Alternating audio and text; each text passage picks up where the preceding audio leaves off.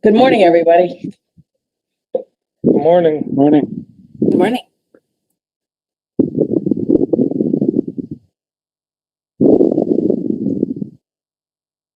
My camera's not working, I don't think. Kim, I was going to say, are you in your pajamas or what? This conference will now be recorded. Re-sign in again. Our live stream has begun, and we can begin the meeting. Great. Thank you so much, Benton. Good morning, everyone. The FSMB Recommendations Review Committee will come to order with the following members present: Dr. Rothermel, Present. Dr. Safran, Present. Dr. Feibel, Yes. and myself, Michael Schottenstein. May I please have a motion to approve the April 14th, 2021 minutes as drafted? So moved. Second. Thank you kindly. All in favor, aye? Aye. Aye. Thank you so much. The agenda for today is to discuss the proposed Salesforce form for the Nascent Quality Assurance Committee. It's a template that will be utilized by the reviewer to provide a roadmap of the case. It's essentially divided into 4 categories: complaint intake, complaint process, complaint disposition, and committee member assessment. So as to the complaint intake, the form will note the date that the complaint was received by the board. And if we're so inclined, we could include things like a general description of the complaint, or the date it was triaged, and whether there was an acknowledgement letter that was sent to the complainant. As to the complaint process, the template will note whether there was an interview of the complainant, the victim, and the respondent, and on what dates, whether law enforcement was notified, and the date of the ORS check, whether there was an expert witness, whether records were subpoenaed, and any recommendations from nursing, investigations, or enforcement as to closing the case, and the rationale to do so. As to the complaint disposition, there will be reference as to the date and nature of the recommendations to close from the secretary and supervising member, any relevant secretary or supervising member notes as to the rationale for closing, and whether a caution letter or investigative office conference occurred. And finally, the template will note the committee member assessment as to whether or not the committee member agrees with the close, if not, the justification to reopen and to send back to staff for follow-up, and the option of a request for additional information to review, such as audio files or notes. Additionally, at some point, we are right to contemplate the date on which we feel the committee should commence and ask for volunteers to serve on it. We should determine the case close start date, and future committee members should get set up for Salesforce training. Stephanie, any other thoughts about that?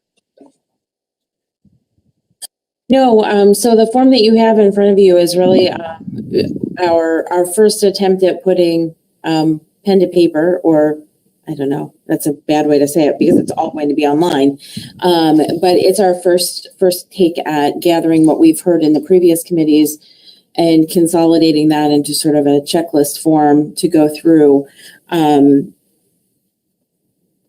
we're just open for reaction on what we've included. I think that, one of the things that we do need to continue to think about is as the materials are prepared for committee members to review, what is included in those committee members, because for some of these cases and complaints, there are thousands of pages of files. There are there can be upwards of 20 hours of recorded interviews with witnesses. And so, I think that as we continue to refine the approach, then the next step will be saying, okay, now what gets included in the materials and what then becomes available for review upon request, concerning everything that's available.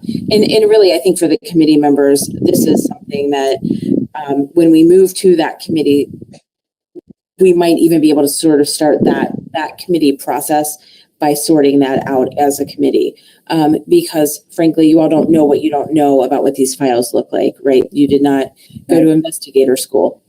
So it will be something that we'll have to sort of learn together about what works best from a review process.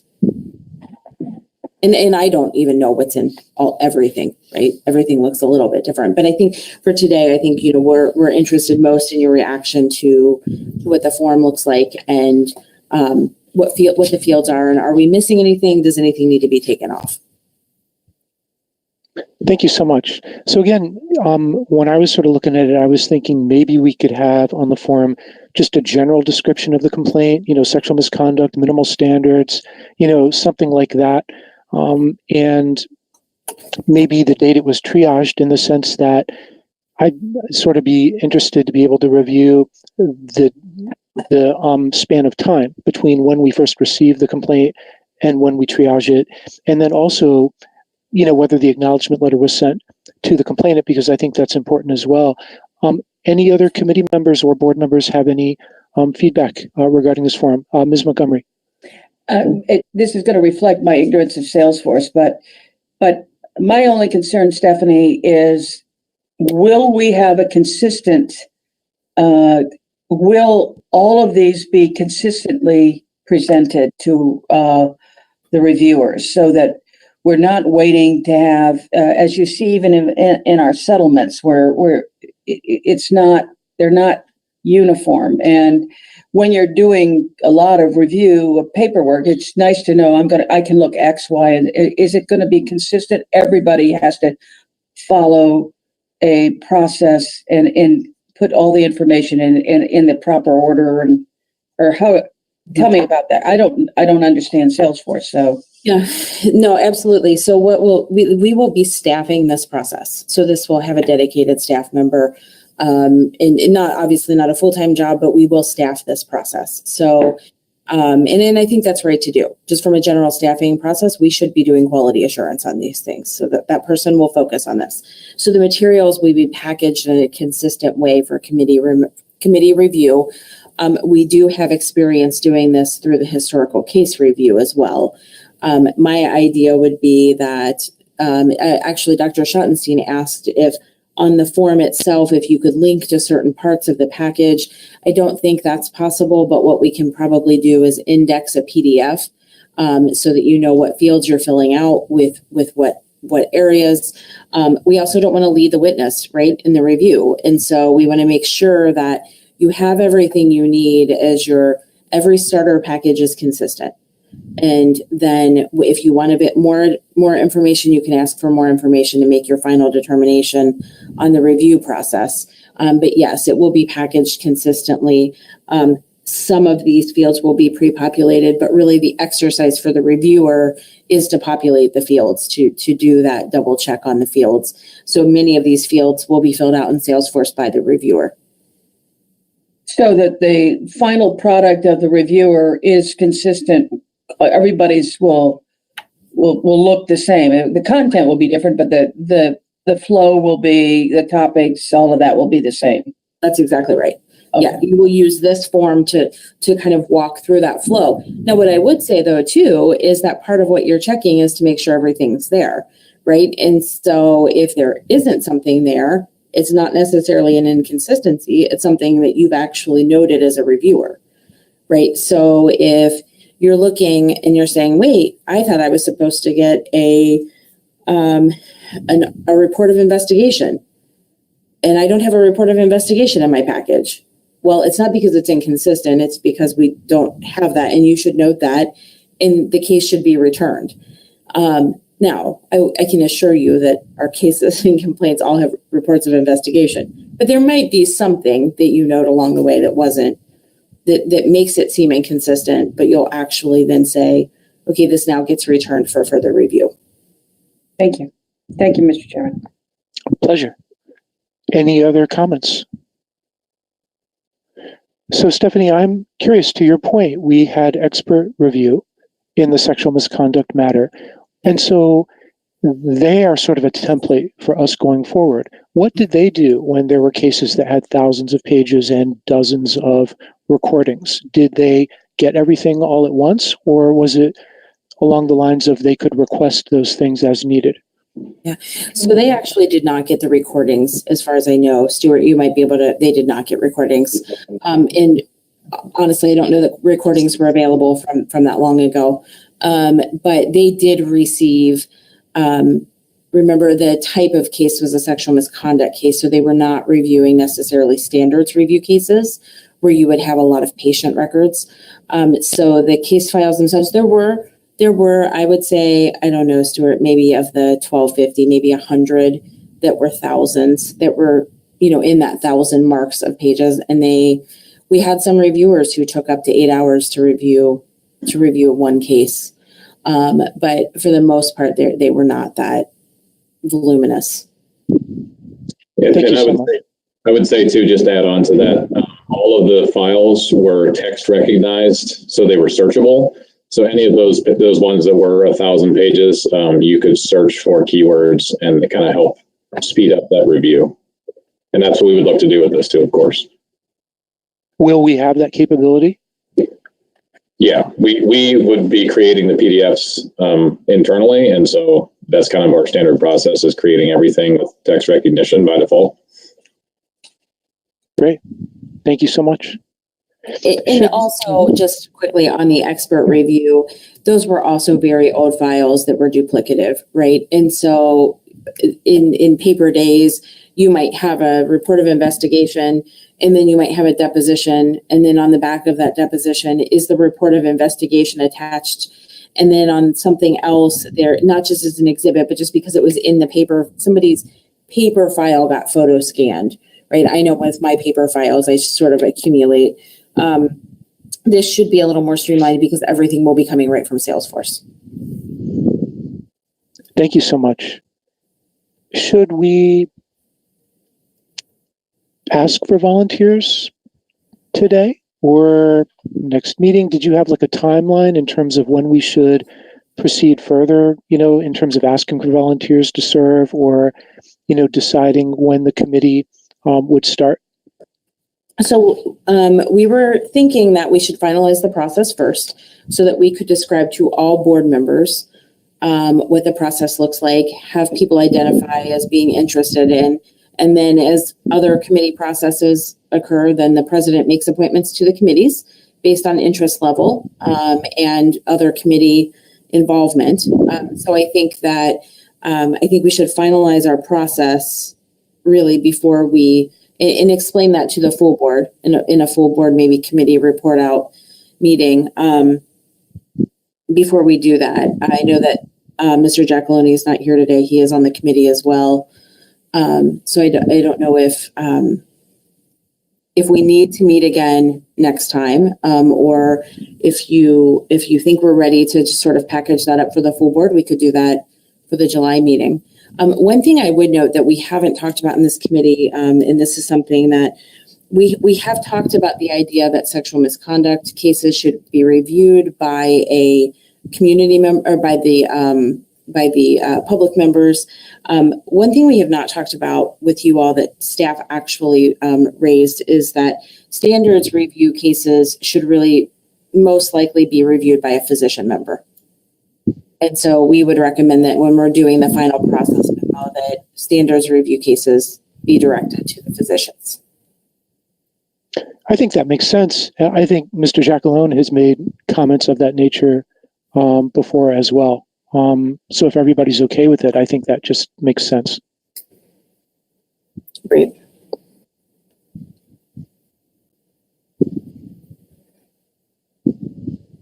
Okay, and then I would also just add as a final point that as a side effort, what we're doing at the board, just for standardization of onboarding for both employees and board members, we're creating, actually Stuart and the Julie and Jerica, the communications folks, are working on job aids and video presentations of how to use Salesforce.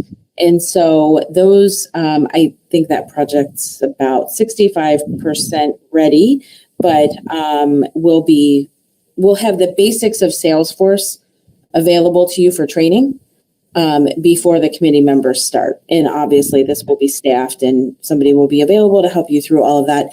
But we do think we're not just going to throw you into the deep end of Salesforce. And Dr. Saffron and Dr. Rothermel can probably attest that that would not be a good thing. There's a lot of information.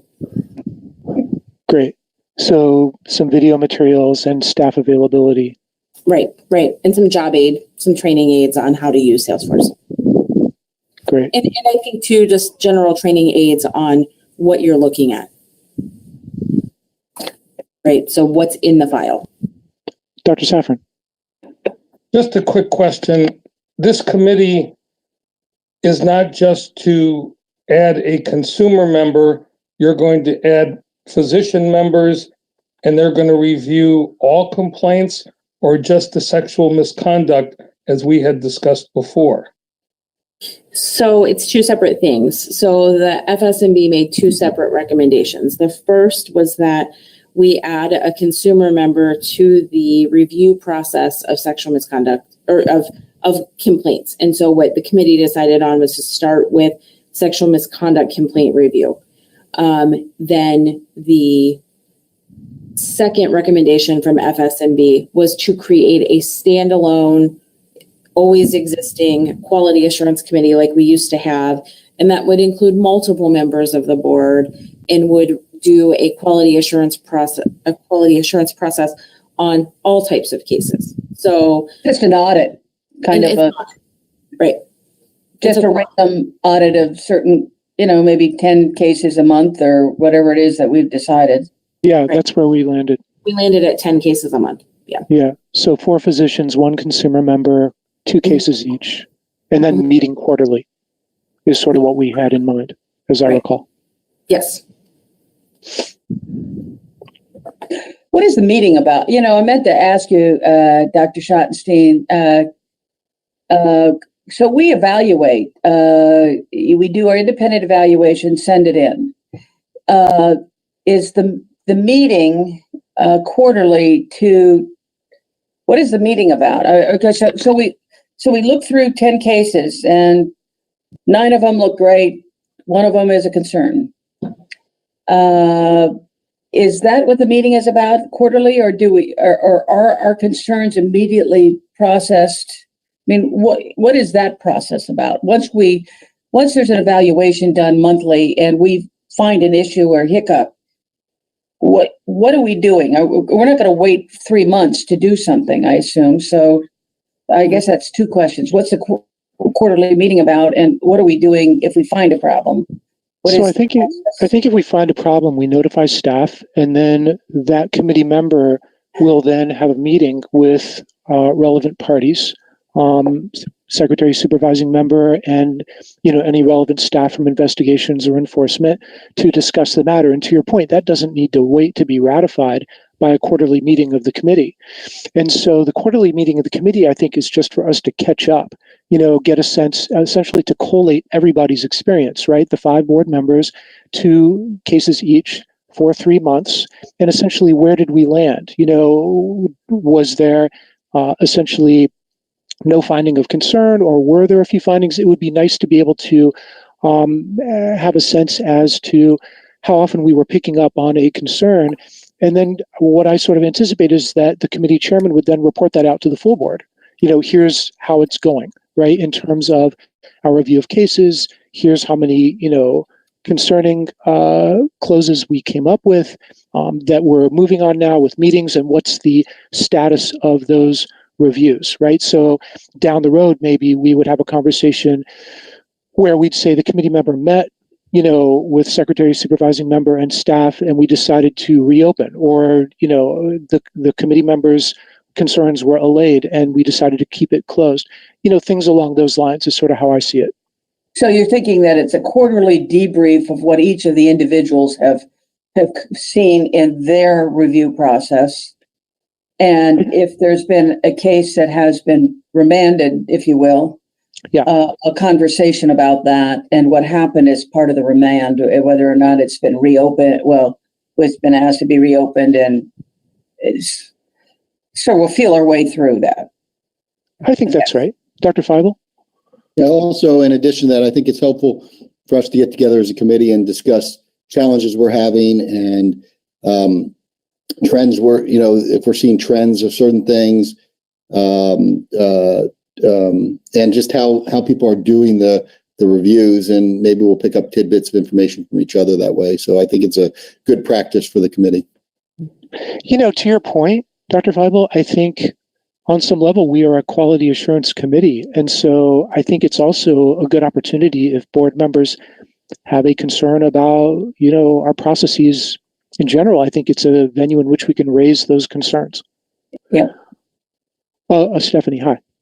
Hi. So along those lines, as I was reviewing the materials from the older Quality Assurance Committee, one of the things that was presented was sort of a standard data package every month. And so the old Quality Assurance Committee reviewed flow of work. And so I think that would be another thing quarterly that really could, instead of just sort of being buried in my operations report, on graphs that may or may not be easy to read. So we could come up with a standard data package. I think that committee could really help us define, right? Like what's helpful for the board to know. I know the very first request is going to be, just tell me how many complaints you get every month and how many complaints you close every month. And the backlog. Number one, right? And so, we can break down site settlements, closes. We can break down time from triage to, right? So there are some standard things that were already in flight, that I'm looking at, that I think we could bring to you all that could be part of that quarterly process as well. And just have a little more substantive conversation on the data. Thank you so much. And the status of the backlog. Is it growing? Is it shrinking? That I think would be relevant too. Right. Any other questions or comments? So Stephanie, I'll report out today to the full board. And again, in terms of how we proceed, what's your thought? Would today be the day I ask for volunteers for the committee, or we're just sort of waiting for Mr. Jackalone to get back and taking a little more time with it? So I think that it's really up to you and Ms. Montgomery. I think that we could present it to the board today, or we could full memo it for the July meeting, have full board members be able to review it and really contemplate whether or not they want to volunteer, and then have that discussion at July, and then get started right away then at the beginning of the fiscal year. And just go from there. I mean, I think the one thing that we should point out to those who haven't been part of this committee, and just as a reminder to the committee, is that as we get started, it's going to have to be a little bit of a fluid process. And somebody just said we're feeling our way through it, and we want to get it right. So it just might take a little tweaking once we get that committee up and running for the first quarter.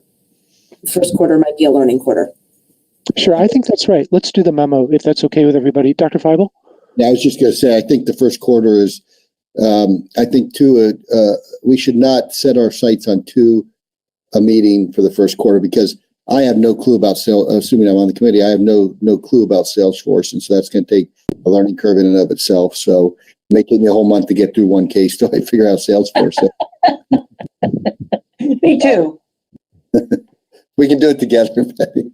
And, Dr. Schottenstein, I agree with you in that if we will have the ability in the memo to sort of outline the time it's probably going to take, because I don't think you want to sneak up on board members and they say, I would like to do it, and then they find out it's taking more time, and or they can be like Dr. Feibel and I and just fumble our way through Salesforce and say, this is not worth it. So better to put the memo out. I agree with Gracie about that. Great. So what I'll do then is we'll get a full memo pulled together and share it with the committee members to make sure everybody's comfortable with it. We had quite a few decision points, and also in that memo, we'll include the report out on the first recommendation, which is including that public member in the process as well, which will require a statutory change that we'll have as part of our Strauss legislation. So that will not be effective until that legislation is effective. Could you make sure that the memo does outline what the process is for the Quality Assurance Committee as we contemplate it? Absolutely. And may I ask, Stephanie, what is the status of that proposed legislation? Is it moving? It is. We're doing, so we are in final draft form. We've gone through all of our rounds of stakeholder review. We had our last input from stakeholders last week. So we've worked with all of the associations. We've worked with the Prosecutors Association. We've worked with some individual prosecutors. I would say that we've made a lot of adjustments based on their feedback. The final package now is, we are really putting, dotting I's and crossing T's. And then post-budget, we'll begin the legislative process with that. That's great. Thank you. And if I may just ask as well, what's the latest with the OMB audit? Great question. I've had a series of meetings with them over the last, I would say, 3 to 4 months. I've been meeting with them almost weekly, giving them information and compiling information. I have my final consultation with them tomorrow. Secretary and supervising member have met with them. Some staff members have met with them as well to walk them through process. So I'm expecting to see a draft final report tomorrow. And they'll ask if I have any major concerns before they take that to their internal audit committee. But we should have that by the end of this fiscal year. So that work should wrap up in the fiscal year. That's great. When you say that work, you mean our work or OMB's work? OBM's work. OB. We should receive the audit by the end of the fiscal year. And really the focus of their audit was the risks of the sexual misconduct protocol itself. Because it's new, we don't have the volume of work to provide them case review. So they are reviewing the protocol itself. And then we can decide to do a separate follow-up on the case review itself to see how the protocol is working. But they're really doing an internal audit of the protocol. And they promised to just do a desk audit, that it wasn't going to be that difficult. Have they kept that? Have they kept their word on that? Yes, it has not been difficult, but I would also say, and I would expect nothing less. Auditors are very thorough. So we've spent a lot of time together. Great. Thank you so much. Any other thoughts for today from anybody? Well, gosh, thanks everybody so much for everything today. I'll entertain a motion to adjourn. So moved. Dr. Safran, Dr. Feibel, thanks very kindly. All in favor, aye? Aye. Okay. See y'all soon. Thank you. This Thank you. conference is no longer being recorded.